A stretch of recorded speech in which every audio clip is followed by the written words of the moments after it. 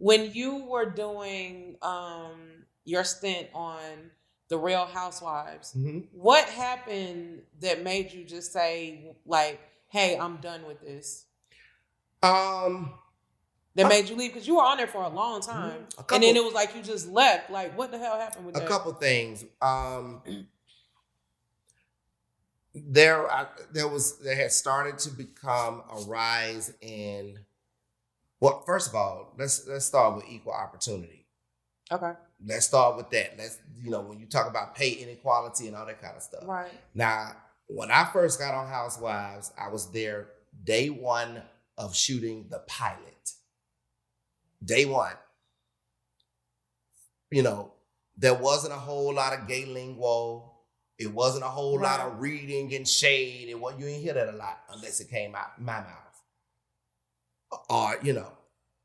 Fast forward. Now, I didn't come up with that jargon. No, I didn't come up with that. But you introduced it to that set. Okay. Yeah. Fast forward, it became a popular thing. Fine, no problem. Listen, we're all here to influence and inspire each other to be better versions of ourselves. Right. More entertaining versions of ourselves. Right. So you basically showed I was just thinking, I just be getting high and thinking. So you showed niggas they could be gay, basically, in Atlanta. I'm just rewinding back. So you say you the first one. Openly. I didn't say I was the first one.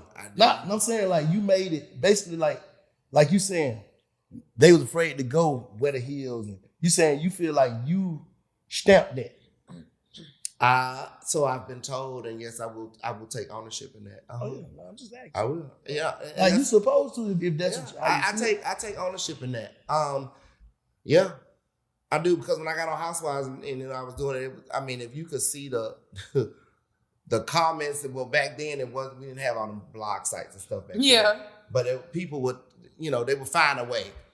And the comments. I have people to this day, they were like, oh my God, you the reason I moved to Atlanta, because I saw you and you were so free, and I knew I could come to Atlanta and I could just be me. I could just live, So yeah, I will take ownership in that. And so fast forward, after we so many seasons in, and I'm like, why am I still fighting to get more money or to get what I just do? Because I am technically a B character is what they call it.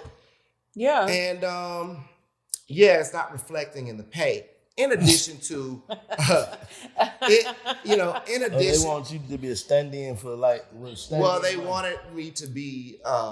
They wanted to suck the sauce dry the token, and not compensate you for it. The token gay, they brought the excitement to the show. Yeah, they because they thought I was excited. Yeah. But I had to tell a few people on the show in private, bitch, I bought myself Chanel way before I even knew I was going to be able to be on TV. Right. At that time, I had been a successful hairstylist for years. I was a 6-figure earner at the age of 23 years old. Right. Bitch, I'm not finna be coming shooting all this shit for $5. Because you think I'm excited. I was always popular. So you feel like you're paying more for your clothes than they, like, if you add up. Of course I did. I'm saying, like, more for your clothes than they was paying you. Like, that shit was disappointing. 100%. It was like one paycheck was a handbag for me. But anyway, it's like, I'm not going to, like, this is what I'm not going to do because I'm not excited. I've always been very popular. So I've never been like a attention-seeking fame whore. Like, I don't care. Right. I didn't care. I don't care. Where are my coins? And how is this benefiting me? And then there started to become this kind of uptick or uprising of like homophobia in a certain way, right? So there was one episode where the young man, he got beat up. One of Kenya's friends, he got beat up. Yeah. Now, I remember that. Nobody took accountability in that. There was no formal apology. There was no nothing. The minute somebody get mad at somebody is, a queen or gay, or though they acting gay, or oh, that's a queen, as though that's a bad thing. Yeah. So you can't, out of one breath, use all the jargon The and all this flamboyance. and all that. And then at the next breath, when somebody piss you off, you want to call them a queen or you want to call them gay as though it's a bad thing. Or a problem. Right. And then when that whole little fight happened that time with the young man, I was like, oh, I'm done. Because I can't be, a stern figure or fixture in the community, in the Black LGBTQ community, and occupy that type of space where there's little regard to who people like myself, who we are as human beings, and nobody is held accountable for it. And so I left, and I was asked back several times. I was actually begged back. I'm sure. But I said no.